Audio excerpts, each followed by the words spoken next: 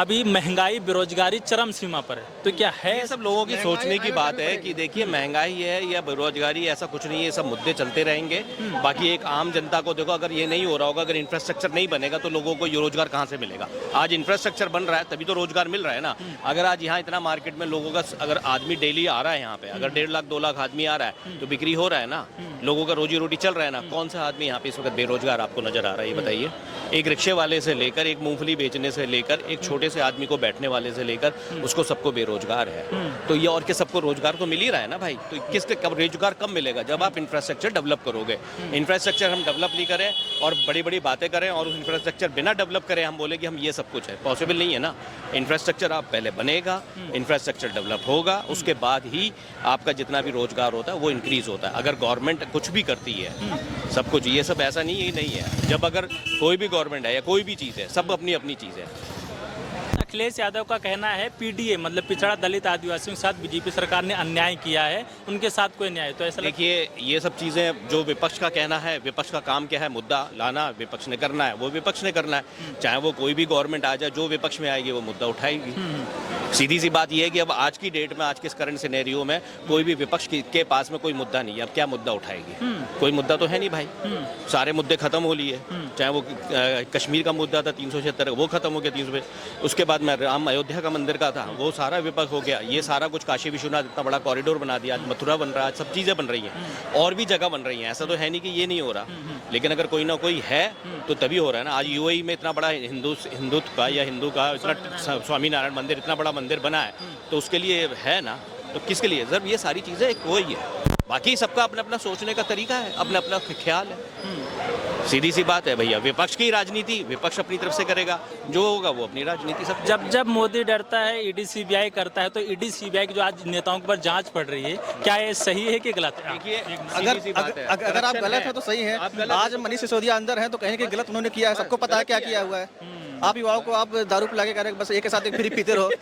जिसके बाद में लत डाल दी दिल्ली में, और उसके बाद में तरह तरह की देसी शराब उसमें मिक्स करके कर दी।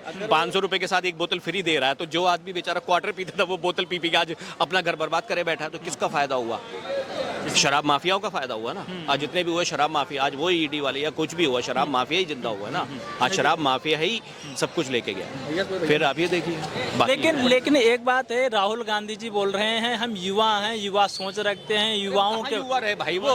अब युवा कहाँ रहे यार? अब क्या युवा रहे? पापा भी युवा है। अब क्या युवा रहे? इस हिसाब से मेरे पापा बहुत युवा है। जितना काम वो करते हैं ना, वो मत देख के मैं भाग जाता हूँ पीछे। हिसाब से उतना युवा हुआ है। युवा बेकार है बस, फिर तो सारे युवा है। आपकी उम्र कितनी है? मैं 50 आई थिंक 53, 4, 5 ऐसे उनकी भी 56 के लोग बोलते हैं। तो वो तो युवा बोलते हैं, आप अपने आप को युवा मानते नहीं? हम तो बिल्कुल युवा हैं, क्यों नहीं है? अगर हर बंदा अपना युवा नहीं रहेगा तो काम कैसे चलेगा, ये बताइए। नहीं तो राहुल गांधी जो कहना है युवा सोच है, वो युवा अगर सोच होती तो वो कुछ सोचते। भाई जब सोच ही नहीं है तो क्या करेंगे? देखिए, दो चीजें हैं। अगर आपकी सोच बराबर है या विजन है, आज अगर विजन नजर आएगा, सोच होगी तो उसी हिसाब से काम होगा। आज की डेट में कोई भी काम अगर सोचा जाता है तो वो होता है। आज की डेट में जो काम का डेडलाइन दिया जाता है वो होता है। तो दैट इज एन सोच होनी चाहिए, वही एटीट्यूड होना चाहिए, वही है। और वही एक सबसे बड़ी चीज है कि अगर इंडिया का विकास होना चाहिए। आज India has become a power.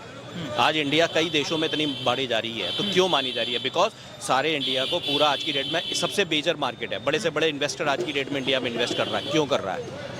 आज इंडो स्विस प्रोजेक्ट आ रहे हैं, बड़े बड़ी प्रोजेक्ट्स आ गए, सारी बड़ी आ गए। आज बुलेट ट्रेन का प्रोजेक्ट है ना, तो चल रहा है ना काम। दुनिया कहती है बुलेट ट्रेन नहीं चलेगी, but 101% it will be going to run on the track.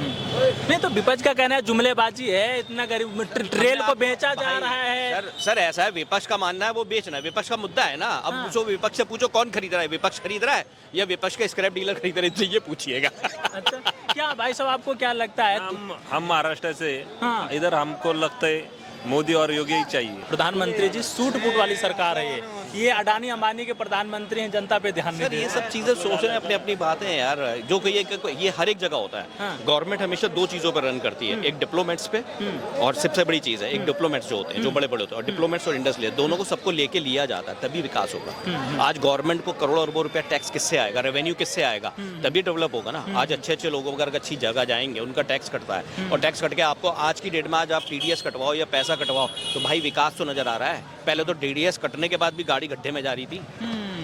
आज टोल सारे अगर स्कैनर सिस्टम पे कर दिए, सारे जीपीआरएस सिस्टम भी अब आने वाले में आ रहा है और सारा फास्टैग कर दिया तो अरबों रुपए की खरबोरी चोरी पारदर्शिता कहीं ना कहीं आ रही एक सबसे बड़ी बात है, एक ट्रांसपेरेंसी आ गई, डिजिटलाइजेशन आ गया, लोगों को कोई दिक्कत नहीं है ना। पहले काली बाजारी थी, जीएसटी नहीं था, ये नहीं था। आज दुकान पे जाओ तो चौड़े हो गए, आप बोलो साला लेगा, पैसे भी ऑनलाइन लेगा आपसे और बिल भी आपको देगा। पहले चाहे गवर्नमेंट हो चाहे सुनार हो, गोल्ड वाला भी जाएगा, कहोगा भाई साहब कोई बात नहीं, आप मुझसे लो ना, आप मेरे से 1% बैठ दो, 2% बैठ दो, मैं आपको दे रहा हूँ, क्या बुराई है। आप लोग एक ट्रैवल फ्री है, सबसे बड़ी चीज़ है, एक भय मुक्त होना चाहिए। और आज की डेट में यूपी गवर्नमेंट का काम होने के बावजूद पूरा उत्तर प्रदेश आज की डेट में भय मुक्त है। जी, भय मुक्त क्यों भाई साहब, आपको लगता है उत्तर प्रदेश, एक मिनट बहुत बहुत बहुत भय मुक्त उत्तर प्रदेश हो गया है? हाँ, हमने हर गवर्नमेंट देखी है, मैं तो शुरू से यूपी में ही रहा हूँ, मैंने हर गवर्नमेंट देखी है, लेकिन जितना आज के टाइम में हम फ्री महसूस कर रहे हैं ना, उतना कभी हम महसूस नहीं किया था हमने।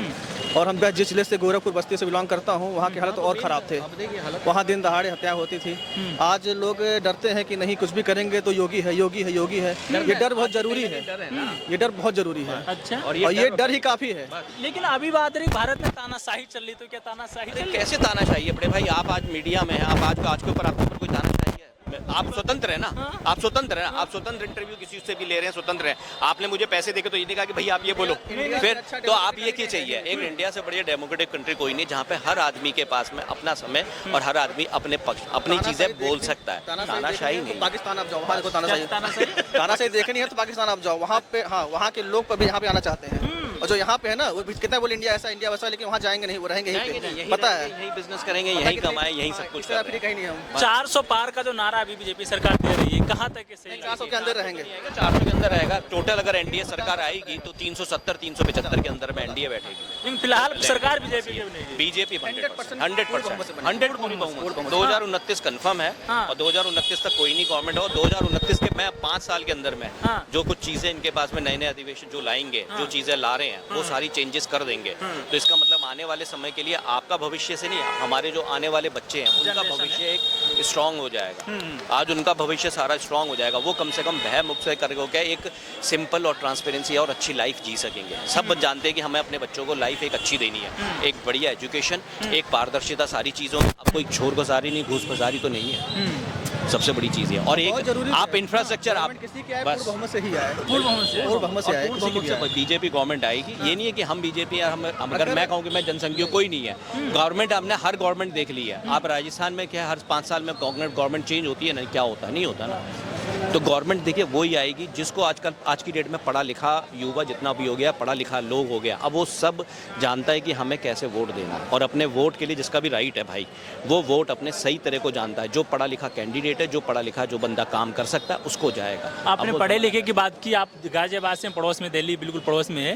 केजरीवाल जी का कहना पढ़ा लिखा नेता आना चाहिए, तो केजरीवाल इटसेल्फ खुद भी तो बढ़िया है, खुद भी तो वो पढ़े लिखे हैं, खुद भी IITN है, वो खुद भी IITN है। और इटसेल्फ ही वाज खुद इनकम टैक्स में, उसमें वो और उनकी मैडम जो है दोनों इनकम टैक्स में कमिश्नर हैं, ठीक है ना। तो यार अब ऐसे कैसे कहते हैं कि वो पढ़े लिखे नहीं है? पूरी पार्टी जेल पे है। ये भी सीएम ने होते, ये भी जेल में होते हैं, ये भी सीएम होते, ये भी जेल में होते। और जांच चल रही है, कार्रवाई चल रही है। अभी उनके पेट में गैस पैदा हो गई है। अब गैस होने के बाद में कुछ टाइम के बाद उन्हें कुछ लगेगा तो वो रिलीज करने के लिए वो जाना पड़ेगा, उनको जाना पड़ेगा जेल।